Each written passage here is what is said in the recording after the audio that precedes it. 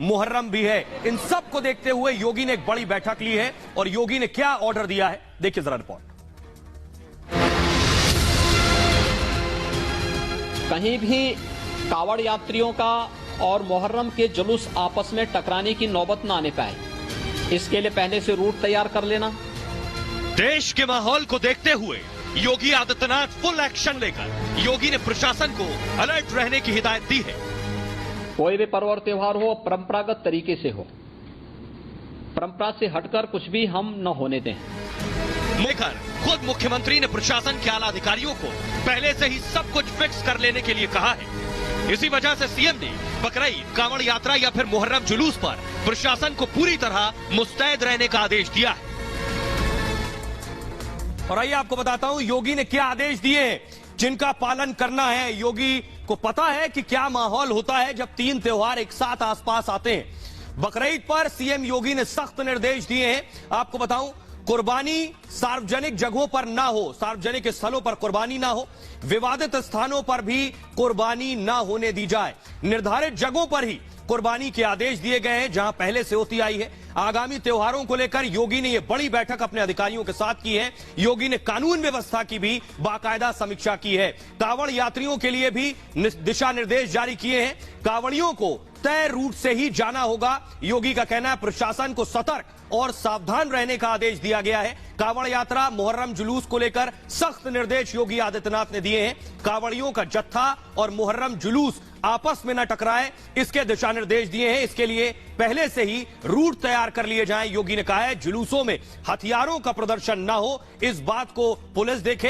अराजकता फैलाने वालों से कठोरता से निपटा जाए, भड़काऊ भाषण देने वालों से भी सख्ती से निपटा जाए। योगी ने कहा है त्योहारों को लेकर प्रशासनिक अमला संवेदनशील रहे, इसको भी जोड़ा है। जरा सुनिए योगी आदित्यनाथ ने क्या कुछ कहा। साथ जुड़े हुए जितने भी लोग होंगे उन सभी के साथ हमें संवाद बनाना होगा। कावड़ यात्रा के लिए भी हमें कावड़ संघों के साथ, कावड़ संघ हैं बने हुए हर एक जगह, उनसे भी संवाद बनाना पड़ेगा। अगर हम उसी स्तर पर संवाद बनाएंगे तो बाद में जब ये भीड़ इकट्ठी होती है तो उस समय समस्या नहीं खड़ी होती है, तब ये कार्यक्रम एक रूटीन का हिस्सा बन जाता है, फिर उसमें कोई समस्या पैदा नहीं होती है। इसलिए उन सभी चीजों को हमें पहले से ही एक संवाद बनाकर करना होगा। और आइए खबरों में आगे बढ़ते हैं। उत्तर प्रदेश से आपको महाराष्ट्र लिए चलते हैं, वहां भी बहुत एक्शन हो रहा है। उद्धव ठाकरे को झटके पर झटके लग रहे हैं। उद्धव पर आखिरी वार की तैयारी में है एकनाथ शिंदे। यह आखिरी वार क्या होगा यह आपको बताएंगे। एकनाथ शिंदे पूरी तरह से शिवसेना को टेक ओवर करने की तैयारी में है। पूरी तरह से एकनाथ शिंदे उद्धव को खत्म करने की तैयारी में है। अगली तस्वीर जो मैं आपको दिखाने जा रहा हूं यह है खत्म करने की तैयारी। पुलिस सुन लीजिए जरा। एकनाथ शिंदे के साथ ठाणे के 67 में से 66 पार्षद आ गए। फुल स्क्रीन लीजिए इस विजुअल को जरा दिखाइए। ये देख रहे हैं आप 66 पार्षद पहुंच गए, यानी जो अब तक उद्धव के साथ थे, अब तक विधायक गए थे, अब पार्षद भी चले गए। 67 में से 66 कॉर्पोरेटर्स एकनाथ शिंदे के साथ आकर खड़े हो गए हैं। अब आप देखिए ये जो पार्षद हैं शिंदे के साथ खड़े हैं, जो उनकी ताकत बढ़ा रहे हैं। ये बहुत बड़ी जीत है एकनाथ शिंदे की। शिंदे का जो कद है, इसी तरह कद और कुर्सी उनकी बढ़ती चली जा रही है, जिस तरह आप यहां देख रहे हैं अभी। और उद्धव की कुर्सी आप देख रहे हैं छोटी होती चली जा रही है। उद्धव से एकनाथ शिंदे ने ठाणे भी छीन लिया है। खबर यह है मुंबई के बाद शिंदे के साथ 66 यानी 66 शिवसेना के पार्षद आ गए ठाणे के, अकेले ठाणे के। कल पार्षदों ने सीएम शिंदे से मुलाकात की है बाकायदा, और उद्धव खेमे में बचा है सिर्फ एक पार्षद। 67 में से 66 चले गए, एक बचा है उद्धव के साथ और 67 है शिंदे के साथ। ठाणे महानगर पालिका में 67 पार्षद हैं। आपको बताऊं महाराष्ट्र में दूसरे नंबर पर ठाणे नगर निगम है। मुंबई के बाद ठाणे निगम का नंबर आता है, यानी ठाणे में उद्धव गुट अब खत्म हो गया, पूरी तरह से साफ हो गया। ठाणे से एकनाथ शिंदे का काफी जुड़ाव है। आपको बताऊं ठाणे में ही एकनाथ शिंदे का जन्म हुआ, यही वो जगह है। एकनाथ शिंदे का परिवार भी ठाणे में ही रहता है। साथ ही साथ ठाणे से ही शिंदे की सियासत भी शुरू हुई थी। दीघे के संपर्क में रहकर सियासत सीखी एकनाथ शिंदे ने। पहली बार 1997 में ठाणे में ही पार्षद बने थे एकनाथ शिंदे। 2001 में नगर निगम सदन में विपक्ष के नेता रहे हैं। उसके बाद 2002 में दूसरी बार ठाणे से नगर पार्षद बने एकनाथ शिंदे। 2004 में ठाणे की विधानसभा सीट से जीत दर्ज की थी और 2009, 14 और 19 में भी ठाणे की सीट से ही चुनाव जीतते आए हैं। यही शिंदे की ताकत है ठाणे के लिए। शिंदे सुपरस्टार से कम नहीं है, सुपरस्टार है। अब ठाणे नगर निगम पर भी शिंदे का कब्जा हो गया है।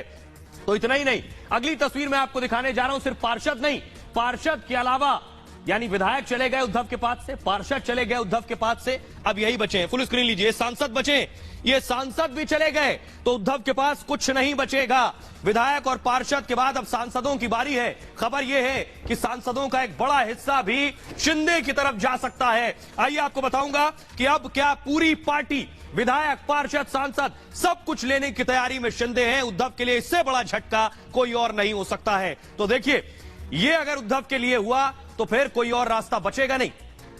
होगा यह कि बागी विधायकों ने शिंदे को नेता चुन लिया, यह उद्धव के लिए झटका था। शिवसेना के बागियों की संख्या लगातार बढ़ रही है। देखिए, यहां भी शिंदे का कद बड़ा हो गया और उद्धव का कद छोटा। अब उद्धव पर सांसदों के बागी होने का खतरा हो गया है। पूर्व सांसद आनंद राव ने उद्धव का साथ छोड़ दिया है, जो अब तक उद्धव के साथ थे। शिंदे खेमे से जुड़ सकते हैं आनंद राव अडसोल।